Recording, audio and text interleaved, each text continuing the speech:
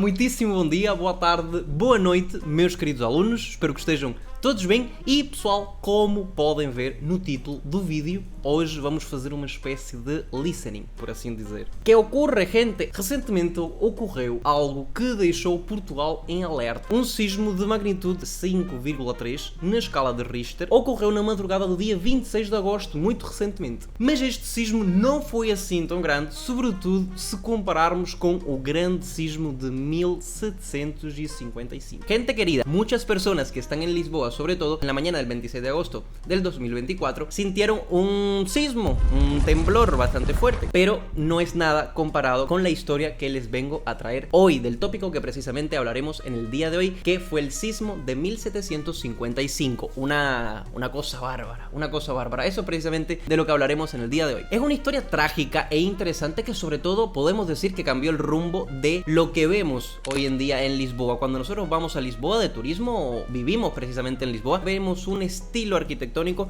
muy diferente del que había antes del 1755, y precisamente eso es debido al sismo que destrozó mucho más y hizo mucho más de lo que hizo el sismo que ocurrió el día 26. Así que precisamente de esto vamos a hablar el día de hoy. En esta clase, gente, vamos a aprender bastante vocabulario, veremos la pronunciación de muchas palabras, por supuesto, y casi se me olvida, gente, esto es un listening, así que van a tener muchas preguntas de verdadero y falso, así que atentos al video, y por supuesto déjenme en los comentarios, lo que siempre les digo, déjenme en los comentarios las respuestas a las preguntas. Lo que sea falso también me lo tienen que argumentar porque es falso. Así que vamos allá, vamos a comprobar tu nivel de portugués. Y gente, vamos a empezar con la lectura.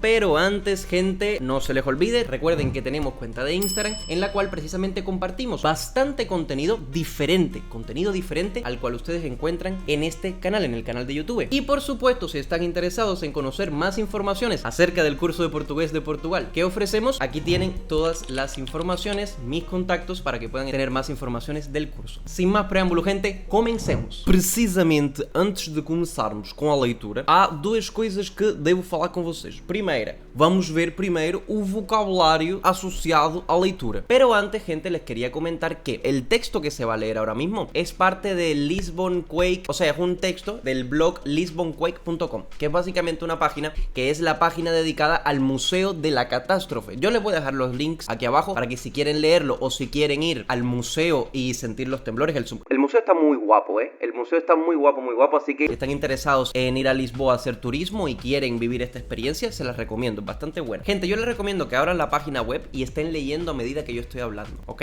Les recomiendo vivamente que hagan eso para que ustedes puedan acompañar el texto sin problemas. Gente, vocabulario asociado a la lectura que vamos a ver ahora. Les voy a decir unas cuantas palabras y les recomiendo, gente, que tengan papel y boli en esta clase, en este video que van a ver, para que ustedes mismos puedan apuntar el vocabulario y pues no se pierdan de nada, ¿no? Primero, palabras importantes, palabras relevantes para a compreensão deste texto. Atingiu, que es básicamente una conjugación del verbo atingir, que quiere decir alcanzar o abarcar. Después, ruas, quiere decir calles. Praças, quiere decir plazas, esto no es muy difícil. Após, puede ser después. Após significa después, juntamente con depois, atención. Temos depois la palabra abalos, que quiere decir temblores. Ondas, olas.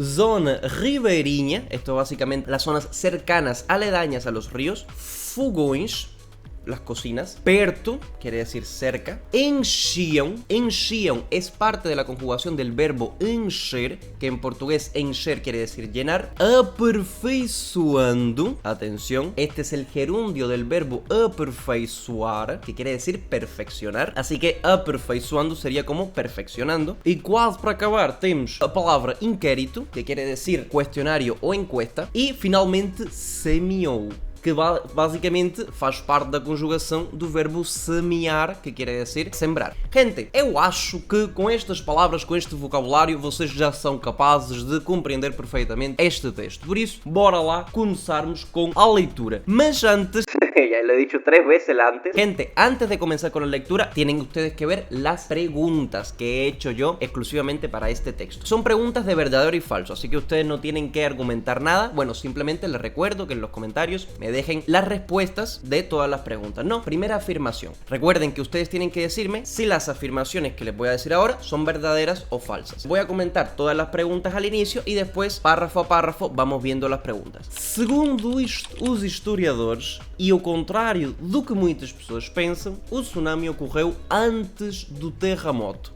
Verdadeiro ou falso? Segunda afirmação. A zona de Belém foi aquela que mais sofreu com o terremoto de 1755. O grande terremoto de Lisboa foi objeto de estudo na altura. Inclusive, figuras filosóficas como Kant estudaram o sucesso, trazendo uma abordagem de estudo mais científica. Afirmação número 4. Os sismómetros da altura revelaram que o sismo teve uma magnitude entre 8,5 e 9. Última afirmação. Se bem Lisboa foi a cidade mais afetada, outros países da Europa e da África sentiram o impacto. ¿Verdadeiro ou falso? Ahora sí, ya, vamos a dejar la chacha. Vamos a empezar con la lectura, gente. Uma das maiores catástrofes naturais da era moderna. No dia 1 de novembro de 1755, por volta das 9h40, un intenso terremoto atingiu, la palabra que hice referencia al inicio del video,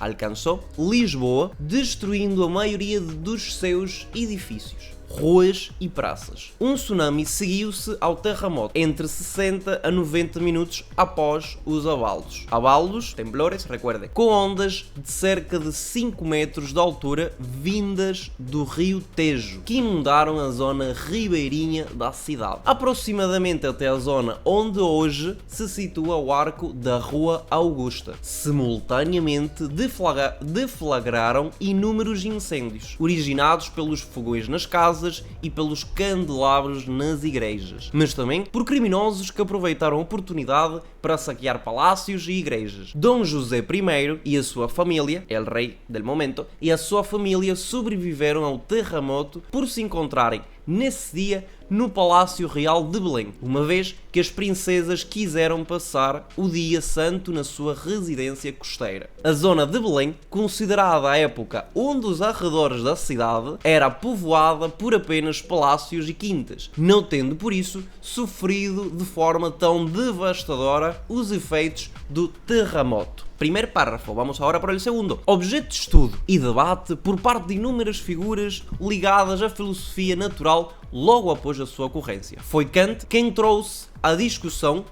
esta palabra me faltó decirla, me faltó apuntarla en la lista del vocabulario importante para este texto. Gente, trouxe, que fíjense cómo se lee la X, este trouxe proviene del verbo trazer. El verbo trazer es una locura, el verbo trazer es recontra irregular y esto está conjugado precisamente en el pasado, en la tercera persona del singular y quiere decir trajo, básicamente. Foi Kant quem trouxe, foi Kant quien trajo à discussão uma abordagem mais científica, procurando explicar o terremoto por implosões ocorridas no subsolo, especialmente em locais perto de rios ou do mar, que se enchiam de água, como é o caso de Lisboa. Nos mais de 265 anos decorridos sobre o fatídico dia, muitos foram os que se dedicaram ao estudo do grande terremoto de Lisboa, esclarecendo as hipóteses sobre a sua origem mais provável, aperfeiçoando, atenção, perfeccionando, recuerdem, as descrições do fenómeno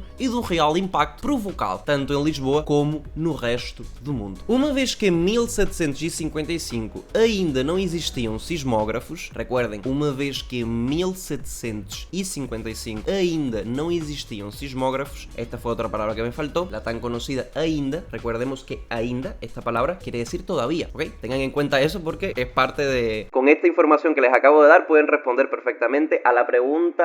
A una de las preguntas, vamos a dejarlo ahí. Uma vez que em 1755 ainda não existiam sismógrafos, os registros históricos que existem, esta palabra es complicada, fíjense, existem, aquí la X hace función como de zumbido, ¿no? Y la E al inicio suena como una I, por eso yo digo existem. Os registros históricos que existem são resultado do conhecido inquérito elaborado pelo Marquês de Pombal. Esta figura ahora, en este contexto histórico, este señor, pues del sismo, es una figura recontra importante de Portugal. Os registros históricos que existem são resultado do conhecido inquérito elaborado pelo Marquês de Pombal, que documenta aquilo que foi sentido e observado pelos sobreviventes em Portugal. Registros bastante completos, com questões sobre a direção das movimentações e sobre a duração dos abalos, que permitem estimar as intensidades sentidas e as zonas mais afetadas. Através desses relatos históricos, sabe-se que em Lisboa, o sismo terá durado 7 a 9 minutos, com 3 vagas de abalos. O segundo sendo o mais violento de todos e com intervalos curtos. De acordo com esses documentos e graças a uma profunda pesquisa no campo da sismologia, permitida pela evolução dos métodos e instrumentos de registro, é possível estimar o sismo de 1755 com uma magnitude entre 8.5 e 9. Na altura ainda não se sabia, mas hoje sabe-se também que a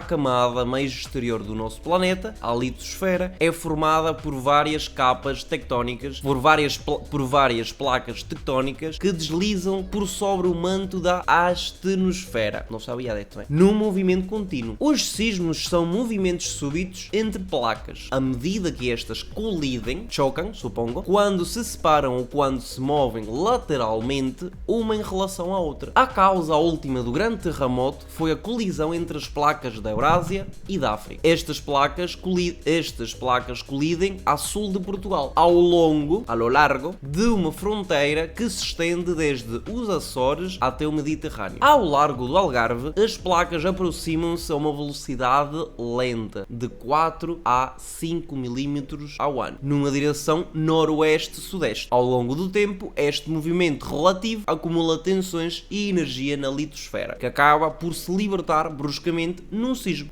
como ocorreu a 1 de novembro de 1755. Aquí es un poco en este párrafo la explicación geológica de por qué ocurrió todo esto, ¿no? ¿Cuál es la explicación? ¿Qué pasó en las placas tectónicas para que un sismo de esta magnitud ocurriese, ¿no? Exatamente que falha ou combinação de falhas geraram um terremoto de 1755 continúa a ser un segredo bien guardado de historia. O sea, básicamente ellos saben más o menos cómo ocurrió, qué tuvo que pasar en el planeta para que este terremoto ocurriese, pero qué placas, qué fallas tectónicas ocurrieron específicamente para que el terremoto ocurriese, pues eso no se sabe, por eso dicen que continúa a ser um segredo bem guardado da história. Pois os sismómetros ainda não existiam na altura e as observações existentes são compatíveis com vários cenários de ruptura de falhas. Os cientistas continuam a explorar ativamente os vários cenários, na esperança de revelar a origem do terremoto de 1755. Hoje, o que se pode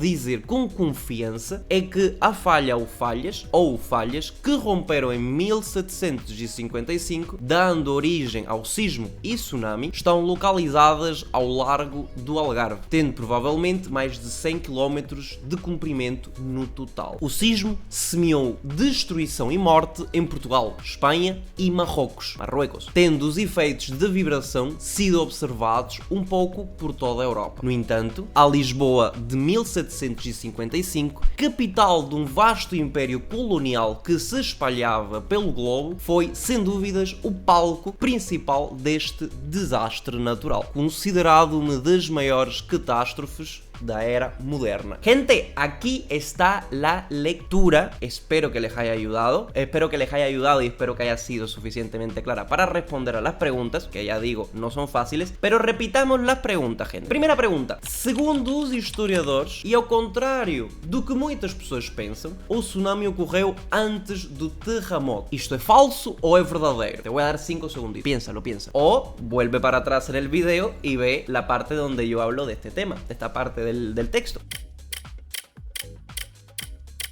Pero Gente, se acabó el tiempo. La respuesta es falso. Esto no es real, não? Segundo os historiadores, e ao contrário do que muitas pessoas pensam, o tsunami ocorreu antes do terremoto. Isto é falso. Porquê? Porque quando nós vemos o primeiro parágrafo do texto, no dia 1 de novembro de 1755, por volta das 9h40, um intenso terremoto atingiu Lisboa, destruindo a maioria dos seus edifícios, ruas e praças. Um tsunami seguiu-se ao terremoto, não foi ao contrário. Gente, não. Aqui, como pueden ver, en el primer párrafo dice: um tsunami seguiu-se ao terremoto. Ou seja, o terremoto veio primeiro e depois é que seguiu-se o tsunami. Basicamente seria isto, por isso a primeira pergunta é falsa. Segunda afirmação, a zona de Belém foi aquela que mais sofreu com o terremoto de 1750. Verdadeiro, falso, ¿qué será? ¿Qué será la segunda afirmación? ¿Verdadera o falsa?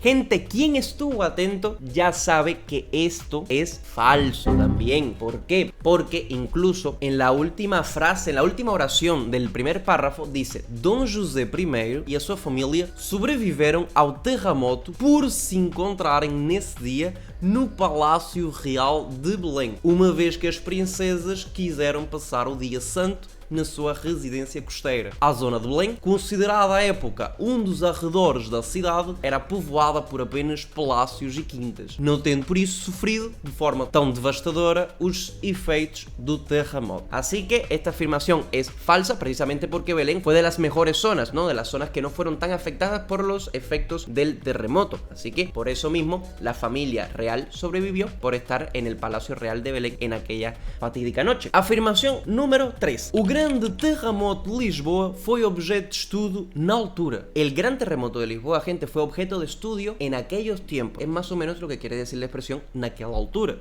Inclusive, figuras filosóficas como Kant estudaram o sucesso trazendo uma abordagem de estudo mais científica. Esta afirmación, pessoal, es verdadera. La tercera afirmación, gente, es verdadera. Lo podemos encontrar en el segundo párrafo del texto, ¿no? Ou seja, no segundo parágrafo, confirmamos que Kant trouxe uma abordagem muito mais científica em relação ao grande terremoto de Lisboa. Afirmação número 4, gente. Os sismómetros da altura revelaram que o sismo teve uma magnitude de 8,5 e 9.